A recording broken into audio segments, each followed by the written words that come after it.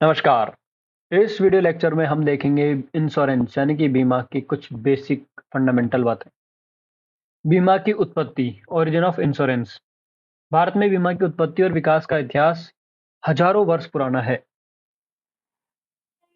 हजारों वर्ष पुराना है जिसका उल्लेख प्राचीन धर्म ग्रंथों में देखने को मिलता है। ऋग्वेद में बीमा के अर्थ में योगक्षेम शब्द का प्रयोग किया गया है जिसका अर्थ है समृद्धि और लोगों की सुरक्षा। बीमा का उल्लेख मनुस्मृति, धर्मशास्त्र और अर्थशास्त्र में भी किया गया है। उस समय बीमा का अर्थ संसाधनों को एकत्रित करके रखना था, जिसका उपयोग प्राकृतिक आपदा जैसे कि आग, बाढ़, बीमारी और अकाल के समय किया जाता था। बीमा का विकास। बीमा के विकास क्रम में सर्वप्रथम समुद्री बीमा का प्रारंभ माना जाता है। अनेक शताब्दियों बाद अग्नि बीमा, जीवन बीमा और अन्य प्रकार के विविध बीमों का प्रचलन प्रारंभ हुआ। समुद्री बीमा, मरीन इंश्योरेंस। प्राचीन काल में विभिन्न देशों के बीच व्यापारिक समुद्री मार्गों से होता था। व्यापार समुद्री मार्गों से होता था जिसमें अनेक प्रकार की आपदाओं का सामना करना पड़ता था। आधुनिक तकनीक पर आधारित नौवहन यानी कि नेविगेशन नहीं था। इस स्थिति में जोखिमों से निपटने हेतु दो प्रकार की पद्धतियां अपनाई गई। पहली पद्धति में सामूहिक हानि को बांटने की प्रथा थी, जिसके अंतर्गत सभी व्यापारी मिलकर जहाज पर लदे हुए माल की सुरक्षा के लिए जो व्यय होता था उसे आपस में बांट लेते थे। उसे जनरल एवरेज के नाम से जाना जाता था। दूसरी पद्धति बाटमारी बॉन्ड, जो समुद्री व्यापार संबंधित एक विशेष ऋण देने की प्रथा थी, जिसके अंतर्गत ऋण इस शर्त पर दिया जाता था कि यदि व्यापार सकुशल समाप्त होता है तो ऋण की रकम ब्याज ब्याज सहित वापस की जाएगी, किंतु जहाज अथवा माल के नष्ट हो जाने पर ऋण की रकम डूब जाएगी। समुद्री बीमा का व्यावसायिक रूप से 13वीं शताब्दी के प्रारंभ में इटली से शुरू हुआ तथा 1523 ईस्वी में अध्यादेश लागू हुआ, जिसे ऑर्डिनेंस ऑफ फ्लोरेंस कहा जाता है, जिसके अंतर्गत बीमा संबंधित नियम बनाए गए। समुद्री बीमा का आरंभ इंग्लैंड में 16वीं शताब्दी में हुआ। सन 1575 में लंदन में एक चैम्बर ऑफ एश्योरेंस नामक संस्था स्थापित हुई, जिसका कार्य पॉलिसी की रजिस्ट्री करना और पॉलिसी से संबंधित विवादों का निपटान करना था। सन 1720 में समुद्री बीमा का कारोबार करने के लिए इंग्लैंड में दो चार्टर्ड कंपनियों की स्थापना की गई। रॉयल एक्सचेंज एश्योरेंस और लंदन एश्योरेंस दोनों समुद्री बीमा की बहुत प्राचीन कंपनियां हैं। सन 1688 में एडवर्ड लॉयड को इंग्लैंड में समुद्री बीमा कारोबार को विश्व विख्यात बनाने का श्रेय दिया जाता है।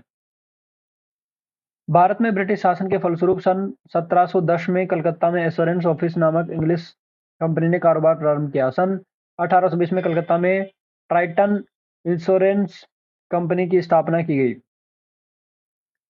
अग्नि बीमा, फायर इंश्योरेंस। समुद्री बीमा के पश्चात वर्ष 1681 में लंदन में फायर एश्योरेंस ऑफिस और 1774 में यूनियन फायर ऑफिस की स्थापना की गई, जिसने सन 1710 में कारोबार कलकत्ता में प्रारंभ किया। सन 1825 में alliance British and foreign assurance company ने वृहत स्तर पर अग्नि बीमा का काम मद्रास में शुरू किया। जीवन बीमा, लाइफ इंश्योरेंस।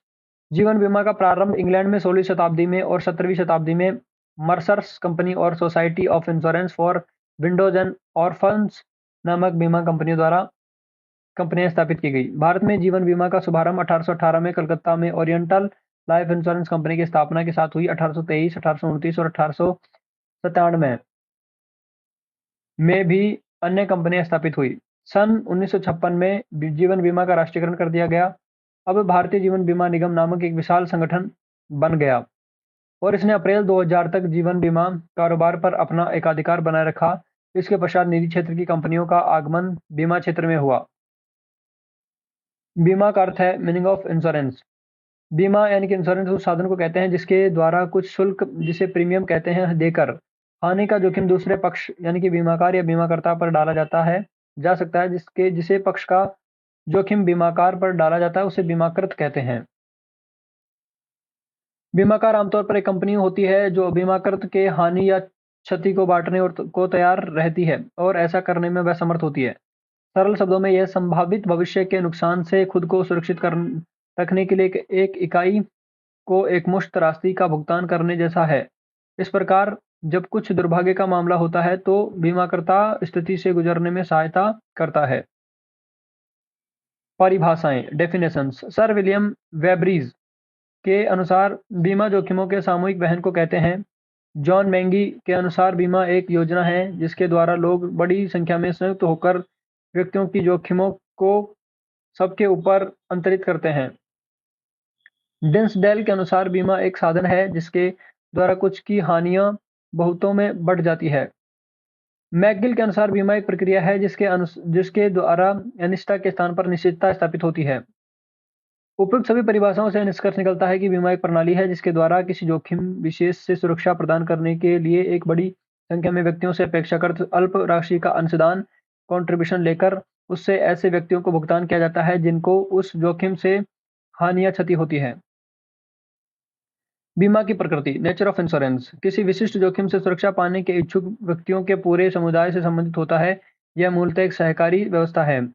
बीमा मुख्यतः क्षतिपूर्ति की व्यवस्था है जिसमें क्षति होने पर ही भुगतान होता है। क्षतिपूर्ति क्षतिग्रस्त व्यक्ति के हितार्थ ही भुगतान होता है और क्षति की अधिकतम सीमा तक ही भुगतान हो सकता है, इससे अधिक नहीं। बीमा संभावित सिद्धांत और महंक सिद्धांत पर आधारित व्यवस्था है। Theory of large numbers. बीमा न जुआ है न दान है। जुआ तो हानि भी पहुंचा सकता है और लाभ भी दे सकता है, लेकिन बीमा हानि लाभ की व्यवस्था नहीं है। बीमा केवल हानि होने पर उसकी पूर्ति करने का साधन है।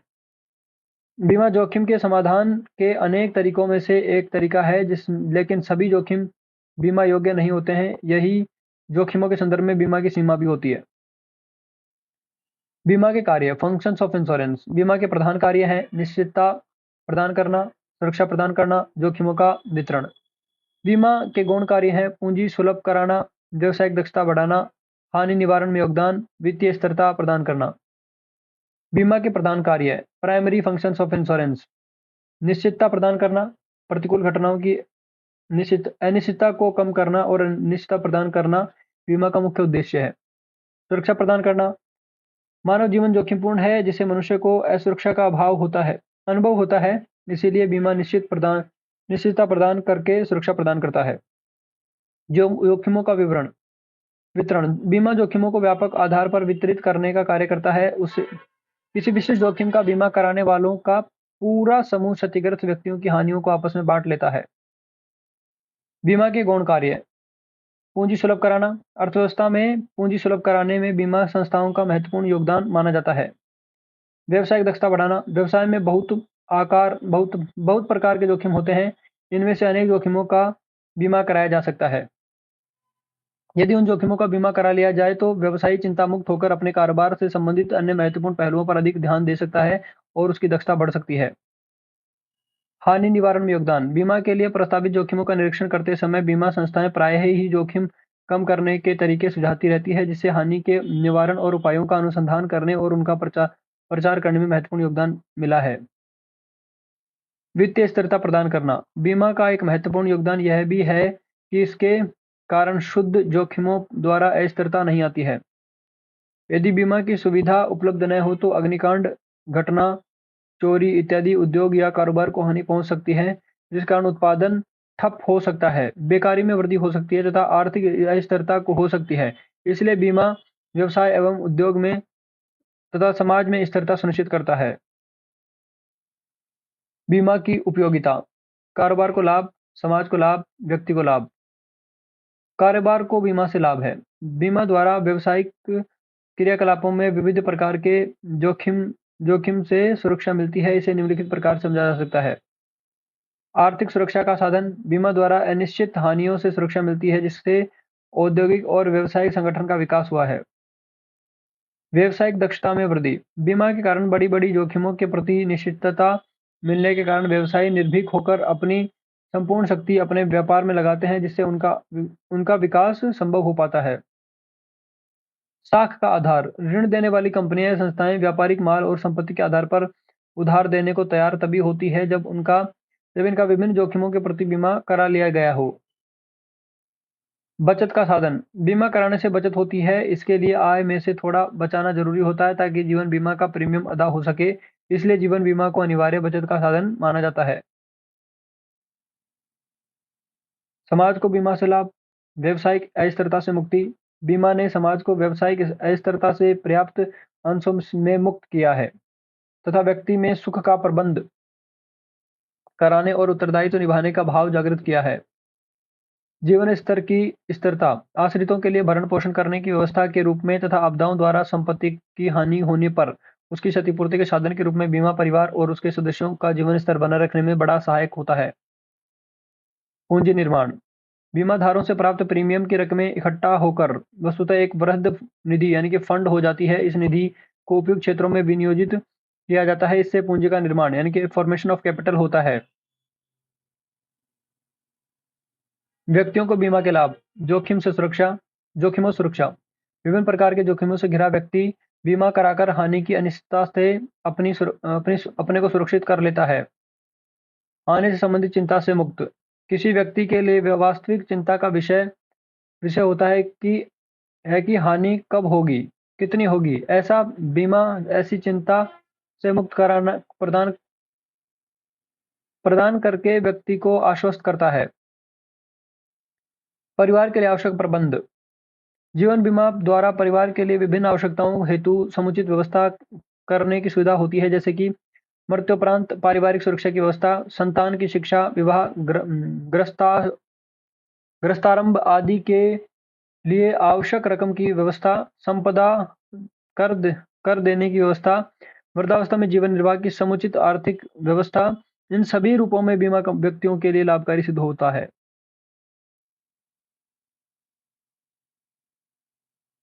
बीमा के प्रकार, टाइप ऑफ इंश्योरेंस। बीमा की उत्पत्ति और विकास के आधार पर इसके निम्नलिखित प्रकार हैं: समुद्री बीमा, अग्नि बीमा, जीवन बीमा, सामाजिक बीमा, विविध बीमा। समुद्री बीमा यानी कि मरीन इंश्योरेंस जल परिवहन का सबसे सस्ता और अच्छा साधन है। जल मार्गों द्वारा जहाज या माल को भेजने से तथा परिवहन से संबंधित समस्त जोखिमों से सुरक्षा प्रदान करने की व्यवस्था समुद्री बीमा में होती है। समुद्री बीमा कराने से समुद्री आपदाओं जैसे माल का नष्ट होना, जहाज की क्षति इत्यादि की स्थिति में क्षतिपूर्ति अविलंब मिल जाती है। अग्नि बीमा, फायर इंश्योरेंस। अग्नि बीमा भीषण संपत्ति की क्षति, व्यक्तिगत क्षति, आवास गृहों, दुकानों, मिलों, फैक्ट्रियों, गोदामों में आग लगने से संपत्ति को नष्ट करने होने की स्थिति में अग्नि बीमा क्षतिपूर्ति करने में सहायक होता है। जीवन बीमा, लाइफ इंश्योरेंस। जिन लोगों के ऊपर अपने आश्रितों के भरण पोषण का भार है, उनकी मृत्यु होने पर परिवार की आर्थिक सहायता की समुचित व्यवस्था जीवन बीमा करता है। इसके अतिरिक्त जीवन बीमा वृद्धावस्था में भी लाभकारी सिद्ध हुआ है। सामाजिक बीमा, सोशल इंश्योरेंस। सामाजिक बीमा सामाजिक सुरक्षा की योजना का एक महत्वपूर्ण अंग है। इस बीमा का मूल उद्देश्य समाज के सदस्यों को संकट काल में आर्थिक संकट से मुक्ति दिलाना है। यह बीमा मूलतः आर्थिक दृष्टि से निर्बल व्यक्तियों को बीमारी, दुर्घटना, असमर्थता, बेकारी एवं वृद्धावस्था आदि उत्पन्न कठिनाइयों से सुरक्षा प्रदान करने की सामाजिक व्यवस्था है। विविध बीमा, मिसलेनियस इंश्योरेंस।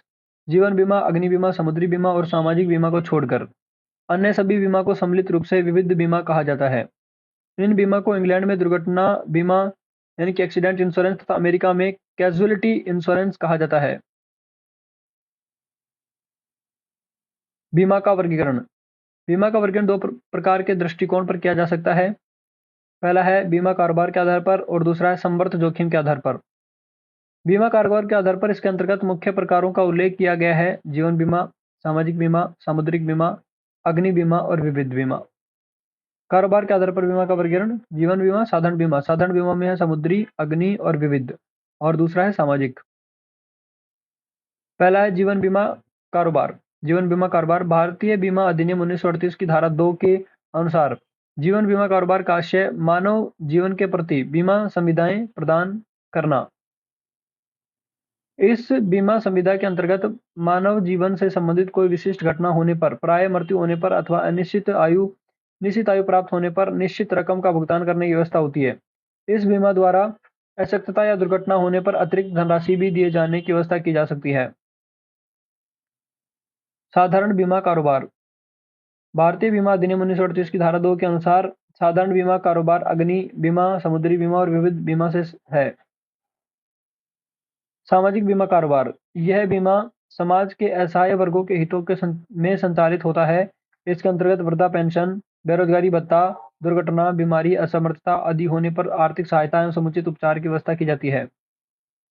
समृद्ध जोखिम के आधार पर वर्गीकरण, इसके अंतर्गत मुख्य प्रकारों का उल्लेख किया गया है: व्यक्तिगत बीमा, संपत्ति बीमा, दायित्व बीमा और गारंटी बीमा। संवर्त जोखिम के आधार पर बीमा का वर्गीकरण है: व्यक्तिगत बीमा, संपत्ति बीमा, दायित्व बीमा और गारंटी बीमा। व्यक्तिगत बीमा, इसके अंतर्गत व्यक्ति का जीवन बिना व्यक्तिगत दुर्घटना बीमा और स्वास्थ्य बीमा सम्मिलित किए जाते हैं। संपत्ति बीमा, मानव संपत्ति जिसकी विशिष्ट जोखिमों से क्षति होने पर बीमा कंपनी क्षतिपूर्ति करने का दायित्व ग्रहण करती है। अग्नि बीमा, फसल बीमा, पशु बीमा, मशीनरी बीमा इत्यादि इसके उदाहरण हैं। दायित्व बीमा, लायबिलिटी इंश्योरेंस, इसके अंतर्गत वे सभी बीमा आते हैं जिनके अंतर्गत बीमा कंपनी बीमादारों को उनके दायित्वों के कारण हानियों की क्षतिपूर्ति कराता है, जैसे कि लोक दायित्व बीमा, कर्मकार प्रतिकार बीमा। चौथा है गारंटी बीमा। इस बीमा वर्ग में ऐसे सभी बीमा सम्मिलित किए जाते हैं जिसमें बीमा कंपनी बीमादार को किसी अन्य पक्षकार की ईमानदारी, विश्वसनीयता की गारंटी देता है और उसे पक्षकार द्वारा बेईमानी, धोखाधड़ी आदि के कारण बीमादार को हानियों की पूर्ति करने का उत्तरदायित्व ग्रहण करती है। बीमा के सिद्धांत, बीमा के सिद्धांत कार्रवाई तथा अथवा आचरण के वे नियम हैं जिन्हें बीमा व्यवसाय में लगे हितधारकों ने अपनाया है। बीमा के महत्वपूर्ण विशिष्ट सिद्धांत निम्न हैं। बीमा के सिद्धांत: पूर्ण सद्विश्वास का सिद्धांत, बीमा योग्य हित का सिद्धांत, योगदान का सिद्धांत, निकटतम कारण का सिद्धांत, हानि को कम करना, क्षतिपूर्ति का सिद्धांत, अधिकार समर्पण का सिद्धांत। पूर्ण सद्विश्वास का सिद्धांत, इसके अंतर्गत बीमाकार और बीमाकर दोनों का के परस्पर सुविधा के संबंध में एक दूसरे के प्रति सद्विश्वास दिखाना चाहिए।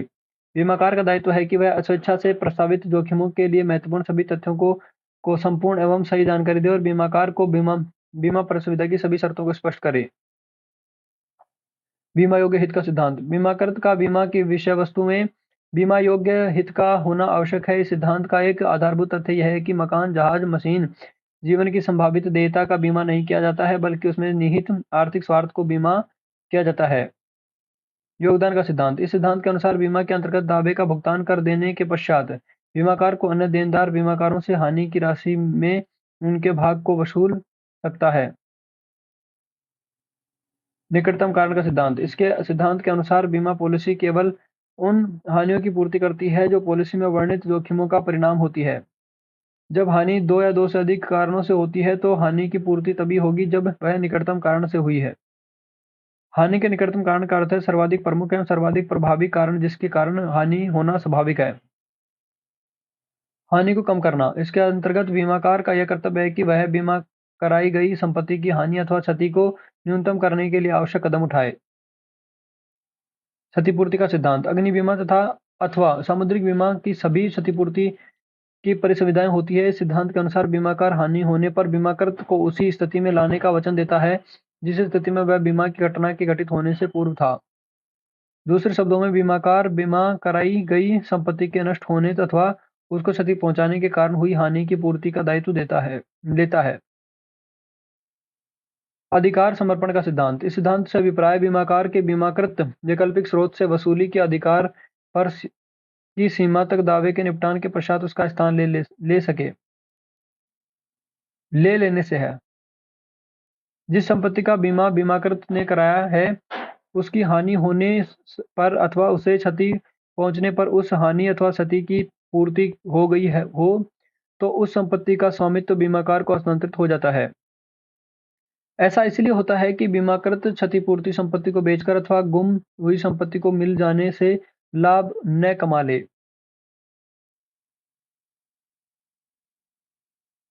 बीमा नियामक और विकास प्राधिकरण यानी कि insurance regulatory and development authority, IRDA, इसको बोलते हैं इरडा, IRDA, इरडा।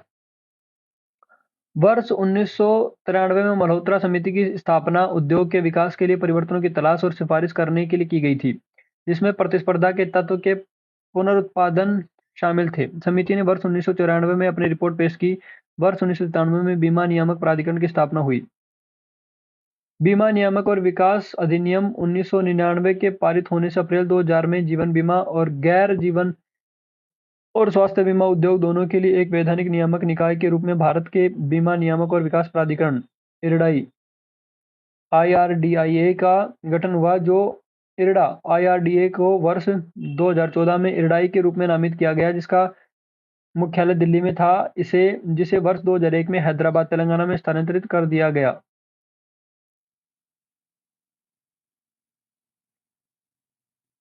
प्रमुख उद्देश्य है।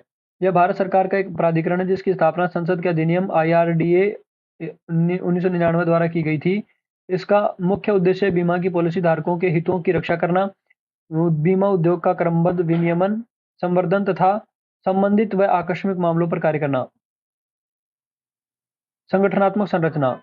IRDA अधिनियम 1999 की धारा 4 के अनुसार बीमा नियामक एवं विकास प्राधिकरण IRDA जो संसद के अधिनियम द्वारा गठित किया गया था। प्राधिकरण की संरचना निर्दिष्ट 10 लोगों के हाथों में होगी, जो इस प्रकार हैं। पहला है अध्यक्ष। इनका कार्यकाल 5 वर्षों का होगा तथा वे पुनर्नियुक्ति के लिए पात्र होंगे, परंतु उनकी आयु 65 वर्ष से ज्यादा नहीं होनी चाहिए। दूसरा है पूर्णकालिक सदस्य। 5 पूर्णकालिक सदस्य जिनका कार्यकाल 5 वर्षों का होगा, ये पुनर्नियुक्ति के लिए पात्र होंगे। तीसरा है अंशकालिक सदस्य। 4 अंशकालिक सदस्य जिनका कार्यकाल 5 वर्षों का है, लेकिन वे पुनर्नियुक्ति के पात्र नहीं हैं। सदस्य अपने कार्यालय से त्यागपत्र दे सकता है, परंतु उसे केंद्रीय सरकार को 3 महीने या 3 महीने या माह पहले सूचित करना होगा।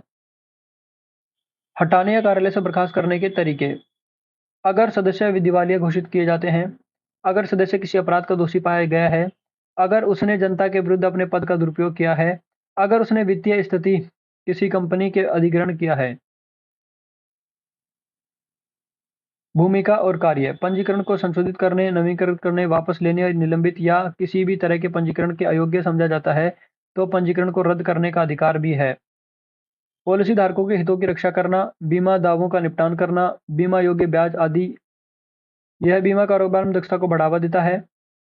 प्रभावी ढंग से टैरिफ सलाहकार समिति के कामकाज की निगरानी रखता है। बीमा कंपनी तथा बीमा ग्राहक के बीच विवादों का निपटान करता है। बीमा कंपनी द्वारा धन के निवेश को नियंत्रण और विनियमित रखता है।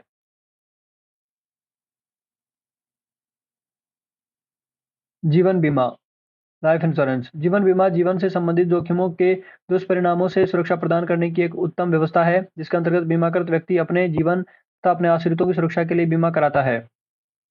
मृत्यु के अतिरिक्त प्रत्येक व्यक्ति दुर्घटना के कारण उसके असमर्थ होने, बीइंग अनेबल, वृद्धावस्था, ओल्ड एज के कारण अशक्त होने तथा जीवन में संबंधित सभी जोखिमों में सुरक्षा प्रदान करने हेतु बीमा का होना आवश्यक है, क्योंकि जीवन से संबंधित सभी जोखिमों यानी कि रिस्क का प्रभाव व्यक्ति की आय यानी इनकम पर पड़ता है। जीवन बीमा का प्रधान कार्य मृत्यु, वृद्धावस्था या असमर्थता द्वारा उत्पन्न आर्थिक कठिनाइयों से सुरक्षा प्रदान करना है। जीवन बीमा का महत्व। Importance of life insurance. सुरक्षा साधन के रूप में पारिवारिक सुरक्षा, संतान हेतु व्यवस्था, वृद्धावस्था की व्यवस्था, व्यवसायिक सुरक्षा और संपदा कर की व्यवस्था। निवेश के रूप में जीवन बीमा, निवेश संस्था के रूप में जीवन बीमा। जीवन बीमा के अन्य लाभ। कार्य क्षमता, मितव्ययिता और बचत, सामाजिक लाभ। सुरक्षा साधन के रूप में जीवन बीमा। पहला है पारिवारिक सुरक्षा।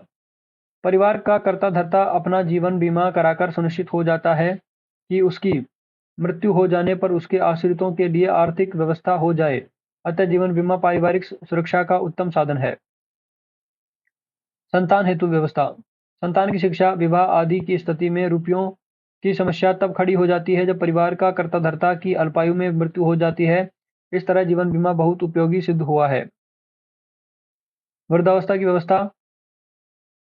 जीवन बीमा वृद्धावस्था में बहुत ही सहायक है। वृद्धावस्था में जब शारीरिक शक्ति कम हो जाती है, विभिन्न प्रकार के रोग से शरीर कमजोर और शिथिल हो जाता है और स्थिति दयनीय हो जाती है, तो उस स्थिति में जीवन बीमा बुढ़ापे में मददगार सिद्ध होता है।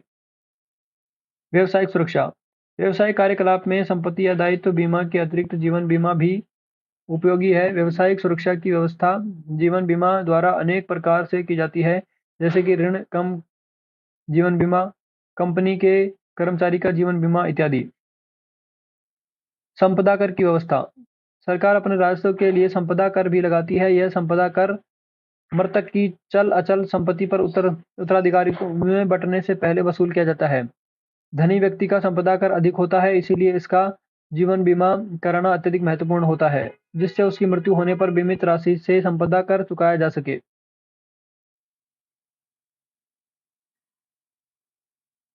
निवेश के रूप में जीवन बीमा। बीमा संस्था को दिए गए प्रीमियम द्वारा सुरक्षा की व्यवस्था होती है, साथ ही साथ निवेश भी होता है। जीवन बीमा के लिए बीमादाता जो प्रीमियम देता है उसे बीमा की लागत के अतिरिक्त प्रीमियम निवेश की रकम भी सम्मिलित होती है। इस निवेश से संबंधित भाग की निधि उत्तरोत्तर बढ़ती जाती है। निवेशक संस्था के रूप में जीवन बीमा। निवेश करने वाली विभिन्न प्रकार की संस्थाओं में जीवन बीमा संस्थाएं भी महत्वपूर्ण मानी जाती है। जीवन बीमा के कारोबार से ये संस्थाएं प्रीमियम के रूप में लाखों बीमाधारकों की बचतों को एकत्रित करती है और उनसे उनसे विकास कार्यक्रमों तथा अन्य उत्पादक क्षेत्रों में निवेशित करती है। इस प्रकार जीवन बीमा पूंजी निर्माण करता है और औद्योगिक और आर्थिक विकास के लिए पूंजी सुलभ कराता है। जीवन बीमा के अन्य लाभ। कार्य क्षमता। जीवन बीमा व्यक्तियों को चिंता मुक्त करके उनकी दक्षता बढ़ाता है। मितव्ययिता और बचत। जीवन बीमा मितव्ययिता और बचत को बढ़ावा देता है। बीमाधार जानता है कि उसने उसे नियमित रूप से प्रीमियम अदा करते रहना है। इसके लिए उसे बचत करना आवश्यक होता है क्योंकि प्रीमियम वस्तुतः अनिवार्य व्यय की भांति हो जाता है। इसीलिए जीवन बीमा को अनिवार्य बचत का साधन समझा जाता है। सामाजिक लाभ। जीवन बीमा परिवारों को विघटित होने, आश्रितों को अपने सहारे खड़े होने की शक्ति, समाज में दीनहीन, असहाय और पराश्रित व्यक्तियों को सहायता प्रदान करता है। भारतीय जीवन बीमा निगम (LIC) भारत की सबसे बड़ी जीवन बीमा कंपनी है और देश की सबसे बड़ी निवेशक कंपनी भारतीय जीवन बीमा निगम है। इसकी स्थापना 1 सितंबर 1956 को हुई थी, जिसका मुख्यालय भारत के वित्तीय राजधानी मुंबई में स्थित है। भारतीय संसद ने 19 जून 1956 को भारतीय जीवन बीमा विधेयक पारित किया, जिसके तहत 1 सितंबर 1956 को भारतीय जीवन बीमा निगम अस्तित्व में आया। भारतीय जीवन बीमा व्यापार का राष्ट्रीयकरण औद्योगिक नीति संकल्प 1956 का परिणाम है। LIC ने 13.8 करोड़ शेयर बेचे हैं, जो इंडस्ट्रियल क्रेडिट एवं investment corporation of India bank (ICICI) का 2.2% हिस्सेदारी है। LIC ने ICICI बैंक में अपनी 2% की फीसदी हिस्सेदारी बेच दी है। साधारण जीवन बीमा। साधारण बीमा साधारण बीमा सॉरी जीवन बीमा नहीं साधारण बीमा। साधारण बीमा के राष्ट्रीयकरण की मांग जीवन बीमा के राष्ट्रीयकरण वर्ष 1956 के बाद प्रारंभ हुई। पंचवर्षीय योजनाओं की प्रगति के साथ साथ सरकारी क्षेत्र यानी पब्लिक सेक्टर का विस्तार होने लगा था, परंतु साधारण बीमा के राष्ट्रीयकरण के संबंध में अनेक वर्षों तक सरकार द्वारा कोई निर्णय नहीं लिया गया। सन 1969 में 14 व्यापारिक बैंकों के राष्ट्रीयकरण के पश्चात एक बार फिर साधारण बीमा की चर्चा होने लगी। अंततः 13 मई 1971 को राष्ट्रपति ने साधारण बीमा के राष्ट्रीयकरण के लिए अध्यादेश जारी किया। राष्ट्रीयकरण की प्रक्रिया पूरी करने के ध्येय से संसद द्वारा सन 1972 में एक पृथक अधिनियम पारित किया गया, जिसे साधारण बीमा कारोबार राष्ट्रीयकरण अधिनियम 1972 कहा गया। यह अधिनियम 1 जनवरी 1973 से प्रभावी हुआ। भारतीय साधारण बीमा निगम। यह निगम केंद्रीय सरकार द्वारा कंपनी अधिनियम 1956 के अंतर्गत 22 नवंबर 1972 को सरकारी कंपनी के रूप में निगमित हुआ। इसका रजिस्टर कार्यालय मुंबई में है। साधारण बीमा राष्ट्रीयकरण अधिनियम 1972 की व्यवस्था के अनुसार इस निगम को निम्नलिखित कार्यों हेतु स्थापित किया गया था। साधारण बीमा कारोबार की कुशल कार्य पद्धति तथा आचार स्तर को बनाए रखना तथा बीमाधारकों को उचित बीमा सेवा उपलब्ध कराना। प्रबंध व्ययों, कमीशन और अन्य व्ययों को नियंत्रित करने के मामले में समानुषंगी यानी कि समानुषंगी सब्सिडरी कंपनियों को सलाह देना। बीमा संबंधित निवेशों को निवेशित करने के संबंध में समानुषंगी कंपनियों को सलाह देना यानी सब्सिडरी। साधारण बीमा के कारोबार को संचालित करने के लिए मामलों में मार्गदर्शन हेतु अपनी समानुषंगी कंपनियों को निर्देश देना। आवश्यकता अनुसार किसी साधारण बीमा का कारोबार स्वयं करना। अप्रैल 2000 के बाद भारतीय बीमा क्षेत्र में आधारभूत संगठनात्मक परिवर्तन हुए, क्योंकि बीमा कारोबार में राष्ट्रीयकृत कंपनियों का एकाधिकार समाप्त हो गया और प्राइवेट सेक्टर की कंपनियों का इस कारोबार में प्रवेश होने लगा। वर्तमान में भारतीय साधारण बीमा निगम भारत में पुनर्बीमा का कारोबार करती है और उसकी चारों समानुषंगी कंपनियां अब स्वतंत्र कंपनियां हो गई हैं और बीमा अधिनियम 1972 के समस्त नियम उनके ऊपर उसी प्रकार लागू हैं जैसे अन्य बीमा कंपनियों के ऊपर। उनके ऊपर प्रभावी विनियमन और नियंत्रण के लिए इरडा इरडा की स्थापना हो चुकी है। भारतीय साधारण बीमा निगम की चारों समानुषंगी कंपनियां जो अब स्वतंत्र रूप से साधारण बीमा कारोबार करने में लगी हैं, वे निम्नलिखित हैं। पहली है नेशनल इंश्योरेंस कंपनी लिमिटेड, दूसरी है new India insurance company limited, तीसरी है Orient fire and general insurance company limited, चौथी है United India fire and insurance general insurance company limited. बीमा और आर्थिक विकास, इंश्योरेंस एंड इकोनॉमिक डेवलपमेंट। बीमा भारतीय वित्तीय प्रणाली में सामाजिक आर्थिक उद्देश्यों दोनों को पूरा करने के लिए एक मजबूत आधार बन रहा है। यह आर्थिक विकास को सुविधाजनक बनाने हेतु जैसे पूंजीगत निवेश से धनराशि स्थानांतरित करना, आर्थिक विकास और विस्तार, बुनियादी ढांचा का विकास, वित्तीय मध्यस्थता आदि में मुख्य प्रमुख भूमिका निभा रहा है। भारत में आर्थिक विकास में बीमा की भूमिका। पहला है बचत और बीमा। बीमा कंपनियां बचत को एकत्रित करके उन्हें उत्पादक गतिविधियों में निवेश करके आर्थिक विकास का कारण बनती है। दूसरा है पूंजी निर्माण एवं बीमा। पूंजी निर्माण देश के पूंजीगत स्टॉक में वृद्धि के रूप में देखा जा सकता है, जिसमें उद्योग, मशीनरी, उपकरण, भवन, परिवहन के साधन, संचार आदि शामिल हैं। वास्तविक बचत निवेश का कार्य बढ़ा हुआ रोजगार पूंजी निर्माण में 3 आवश्यक कदम हैं। ग्रामीण और सामाजिक क्षेत्र के लिए दायित्व। बीमा कंपनियां ग्रामीण क्षेत्रों में अपने सामाजिक दायित्व को पूरा करने के लिए पहले 5 वर्षों में कुल निधियों का 5%, 7%, 10%, 12%, 15% का होना आवश्यक है। वित्तीय मध्यस्थता के रूप में पूंजी संसाधनों के कुशल आवंटन की सुविधा करने से आर्थिक दक्षता और उत्पादकता में सुधार करना बीमा कंपनियां वित्तीय मध्यस्थता के रूप में बहुत उपयोगी कार्य करती हैं।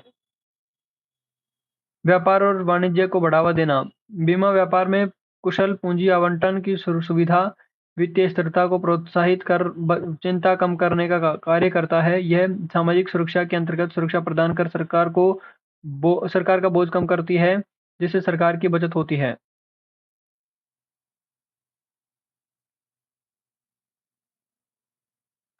पेंशन निधि नियामक और विकास प्राधिकरण, pension fund regulatory and development authority, PFRDA।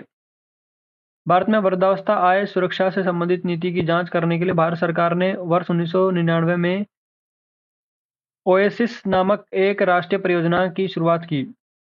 Oasis report की सिफारिशों के आधार पर भारत सरकार में सशस्त्र बलों को छोड़कर राष्ट्रीय व राज्य सरकार सेवा में नए प्रवेशकों के लिए एक नई परिभाषित अंशदान पेंशन प्रणाली को प्रारंभ किया है।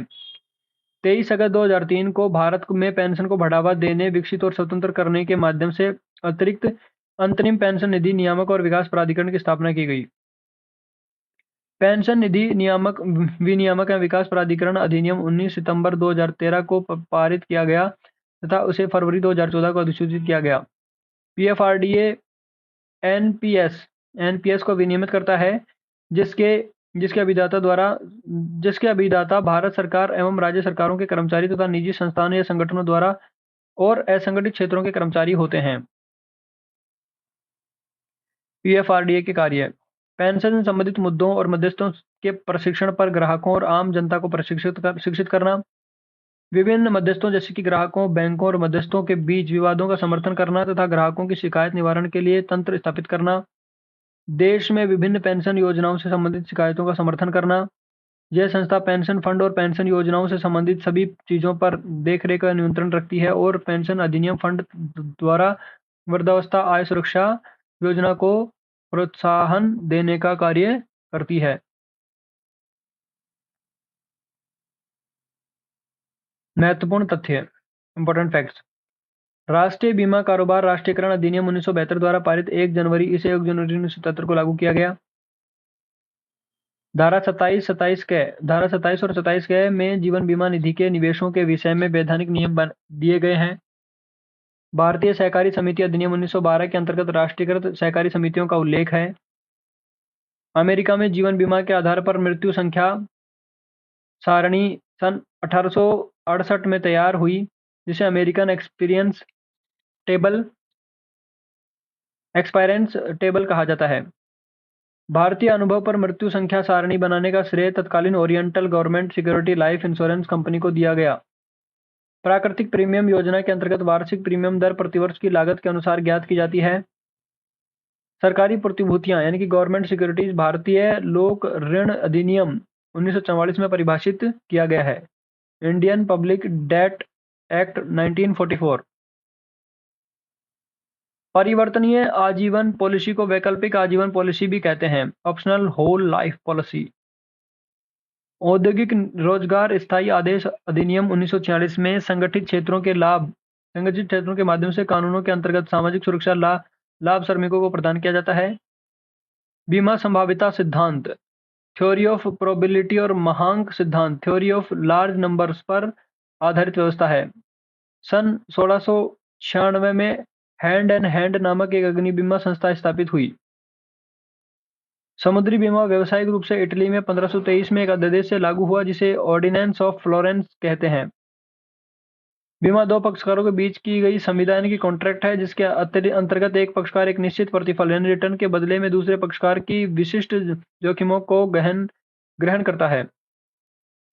समुद्री जोखिमों को समुद्री बीमा अधिनियम के धारा 6 के अंतर्गत परिभाषित किया गया है। IRDA insurance regulatory development authority के धारा 14 के अंतर्गत इसके कार्यों का उल्लेख मिलता है। इस प्रकार से ये वीडियो लेक्चर यहीं पे समाप्त होता है। इसमें हमने इंश्योरेंस की एक ओवरव्यू लिया है। मिलते हैं नेक्स्ट वीडियो में, तब तक के लिए थैंक यू।